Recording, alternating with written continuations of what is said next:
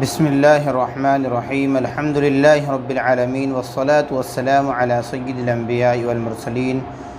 محترم سامعین و ناظرین، الحمدللہ تختی نمبر 1 سے پڑھتے پڑھتے آج ہم تختی نمبر 17 پر پہنچ چکے ہیں۔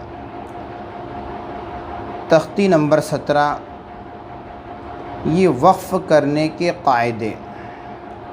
تختی نمبر 17 وقف کرنے کے قاعدے۔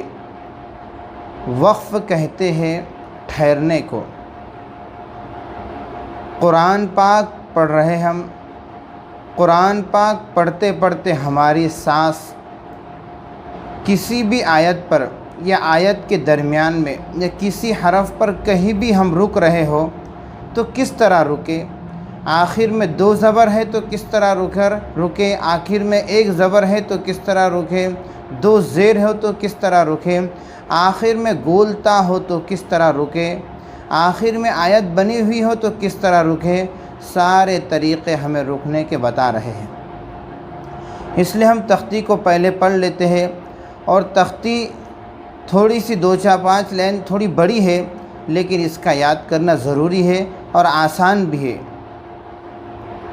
تو تختی اگر منہ زبان یاد ہو جائیں گی تو قرآن پاک پڑھتے پڑھتے ہمیں کہیں بھی رکنے کا موقع پڑ جائے، یا قرآن پاک ہم پڑھ رہے اور ہماری سانس ختم ہو گئی، کہاں ہم رکے؟ ہماری آواز ختم ہو رہی ہے، ہم کہاں رکے؟ ہمیں پڑھتے پڑھتے دم لگ رہا ہے، ہم کیسے رکے کسی بھی جگہ پر؟ تو اس کے سارے طریقے یہاں پر آ رہے ہیں۔ تختی کے اوپر انگلی رکھیے، قاعدے کا کھلا رہنا ضروری ہے اور انگلی کا رکھنا شرط ہے۔ وقف کے معنی ٹھہرنا، یعنی قرآن پاک پڑھتے پڑھتے کس طرح ٹھہرے۔ ایسے گول نشان کو آیت کہتے ہیں۔ قرآن پاک جیسے الحمدللہ رب العالمین ہم پڑھتے ہیں، اس کے بعد گول نشان ہوتی ہے اور اس کے اندر 1 نمبر لکھا ہوا ہوتا ہے۔ الرحمن الرحیم پڑھتے ہیں، اس کے اندر بھی گول نشان بنا ہوا ہوتا ہے، اس کے بازو میں الرحمن الرحیم کے بازو میں، اور اس پر 2 نمبر لکھا ہوا ہوتا ہے۔ تو قرآن پاک کے اندر گول نشان بنا ہوا ہوتا ہے اور اس کے اندر نمبر لکھے ہوئے ہوتے ہیں۔ تو یہاں پر یہی بتا رہے ہیں کہ ایسے گول نشان کو آیت کہتے ہیں۔ اس گول نشان کو آیت کہتے ہیں۔ زبر، زیر، پیش، 2 زیر 2 پیش پر وقف کرنا ہو تو آخری حرف پر جزم دے کر سانس توڑے، اسی کو وقف کہتے ہیں۔ زبر، زیر، پیش، 2 زیر پر 2 پیش پر وقف کرنا ہو تو آخری حرف پر ہم جزم دے دیں گے اور سانس توڑیں گے۔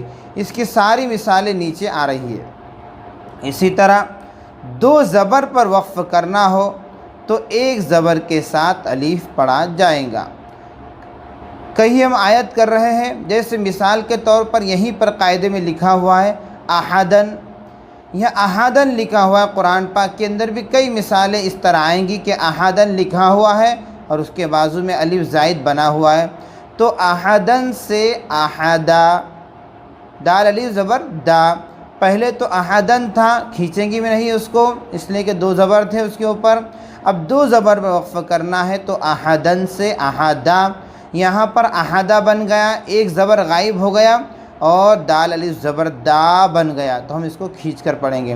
اسی طرح قرآن پاک کے اندر ہم نے جاج بجا دیکھا ہے کہ گولتا بنا ہوا ہے، جیسے نیچے مثال جاریتن سے جاریہ، تسقا من عین آنیہ، لا تسمع فیہا لاغیہ، یہ ساری قرآن کی آیتیں نیچے آ رہی ہے۔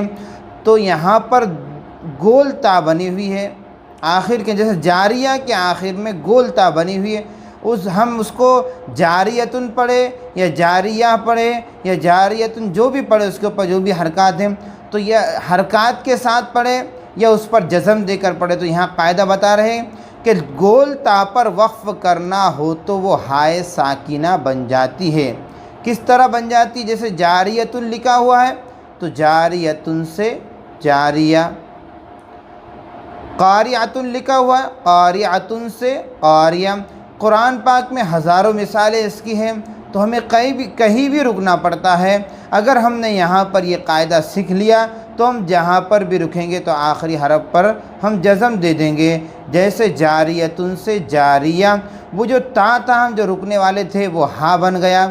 جیسے کوئی مثال کے اندر لکھا ہوا جاریتن تھا لیکن رک رہے تو جاریہ بن گیا. تعوذ کہتے ہیں اعوذ باللہ کو، اور تسمیہ کہتے ہیں بسم اللہ کو. اعوذ باللہ اور بسم اللہ ہم شروع سے جو یاد کراتے آ رہے ہیں ان دونوں کو، یہ ہمیں مزبانی یاد ہو جانا چاہیے. نیچے ہم تختی پڑھاتے ہیں، یہ تختی کو ہمیں خوب غور سے سننا ہے. یہ ہو بہو قرآن کی آیتوں کو جمع کر کے لکھا گیا ہے. ہمیں کہاں پر کھینچنا ہے کہاں نہیں کھینچنا ہے. اب جیسے ہماری تختی آگے بڑھتے رہیں گی، یہ قاعدے والے ہمیں قرآن سے قریب کرتے رہیں گے، قرآن کی مثالیں زیادہ ہمارے سامنے بیان کرتے رہیں گے. یہاں پر اعوذ باللہ من الشیطان الرجیم، ہمیں صرف اعوذ باللہ اور بسم اللہ پڑھنے کے ساتھ ساتھ پوری تختیہ جتنی ہو گئی ہے اس تختی کے اندر ہمیں ساتھ ساتھ دوڑانا بھی ہے، اور اوپر جو ہم نے قاعدہ پڑھا ہے اس قاعدے کو یہاں استعمال بھی کرنا ہے. اعوذ باللہ من الشیطان الرجیم.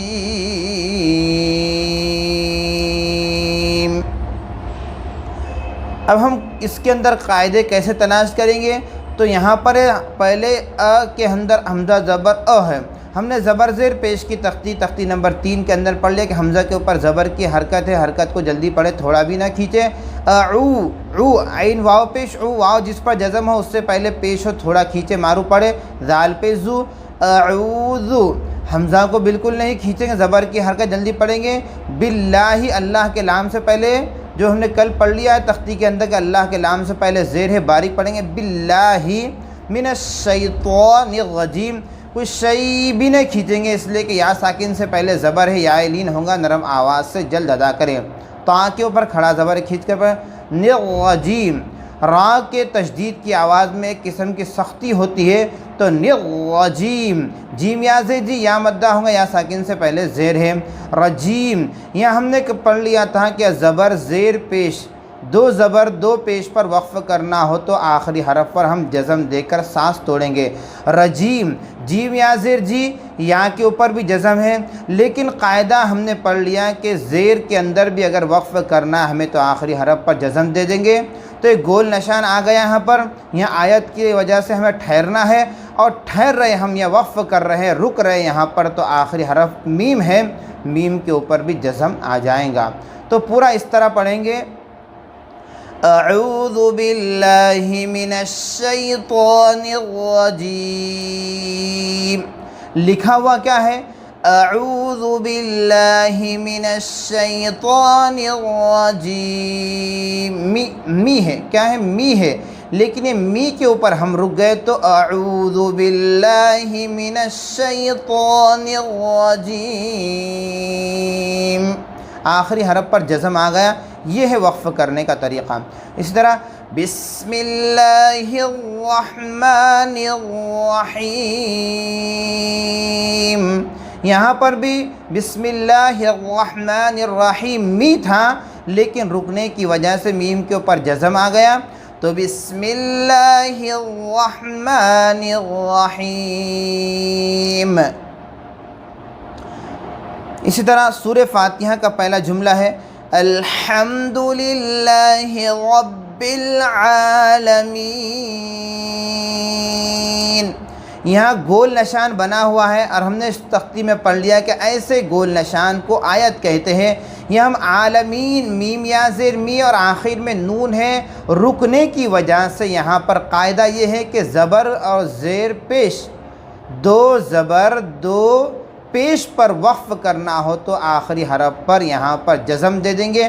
آخر میں عالمین نون کے اوپر یہاں پر زبر ہے، اب زبر پہ ہم وقف کر رہے ہیں تو آخری حرف پر ہمیں جزم دے دیں گے تو عالمین ہو جائیں گا.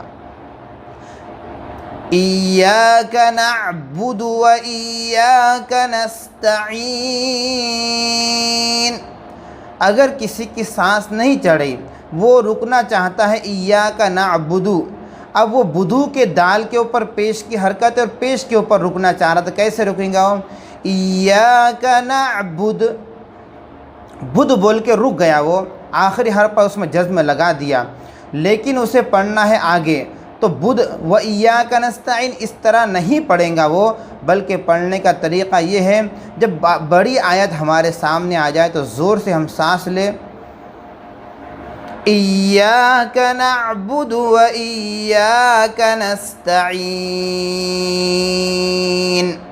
اس طرح۔ اب یہاں اتنی ہماری طاقت نہیں کہ ہم ایاک نعبد و ایاک نستعین کو ہم ایک سانس میں پڑھ سکیں، ایاک نعبد و ایاک، یاک بول کے ہم رک جائیں، لیکن جب ملا کر پڑھیں گے تو پیچھے سے لیں گے وَإِيَّاكَ نَسْتَعِينُ، لیکن ایسا بہت کم ہوتا ہے کہ اتنی چھوٹی سی آیت بھی ہم ایک سانس کے اندر نہ پڑھ سکیں۔ اتنی طاقت تو ہر شخص کے اندر ہوتی ہے کہ اتنی چھوٹی سی آیت کو ہم ایک سانس کے اندر پڑھ سکتے ہیں، تو کوشش سانس بڑھانے کی ہمیں کرنا چاہیے، تو سانس پہلے بڑی لے پھر پڑھے۔ تو ہم نستعین کے اوپر وقف کریں گے تو آخری حرف جو نون ہے اس کے اوپر پیش ہے، تو ہم آخر میں جزم لگا دیں گے۔ اس کے ہجے میں نستعین کے خالص ہجے کر دیتا ہوں، نون سین زبر نس، تا زبر تا، نستا، عین یا زیر عی، یا ساکن سے پہلے زیر یا مدہ ہوگا، عین یا زیر عی، یا کے اوپر بھی جزم ہے، اور اب رکنے کی وجہ سے نون کے اوپر بھی جزم آ جائیں گا، جس کو وقف کہتے ہیں۔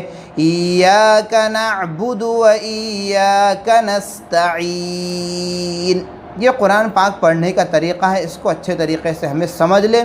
اگر یہ تختی سمجھ میں نہیں آتی تو اس کو بار بار ریپیٹ کر کر اگر ہم سنیں گے تو انشاءاللہ ضرور سمجھ میں آ جائیں گی۔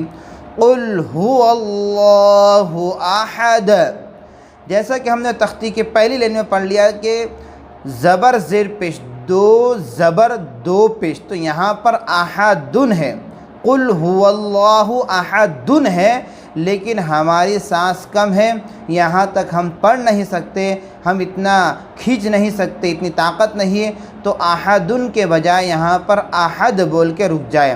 اب احد بولنے کی وجہ سے یہاں پر دال کے اوپر جزم آ گیا۔ اب یہاں دو قاعدے آ گئے، ایک تو رکنے کا قاعدہ، تو یہاں پر جزم لگا دیں گے وقف کرنے کی وجہ سے۔ دوسرا قاعدہ ہم نے تختی نمبر 11 کے اندر پڑھ لیا، حروف قلقلہ 5 ہے، قاف تا با جیم دال، جن کا مجموعہ قطب الجدین ہے، یہاں ان حروف میں سے دال آ جائے، اور اس کی دوسری لائن میں ہم نے پڑھا تھا کہ جب ان پر جزم ہو تو ان کو پڑھتے وقت ان کے مخرج ٹکر کھا کے الگ ہو جاتے ہیں۔ تو یہاں پر قل هو اللہ احد، قلقلہ بھی کرنا ہے ہمیں، احد،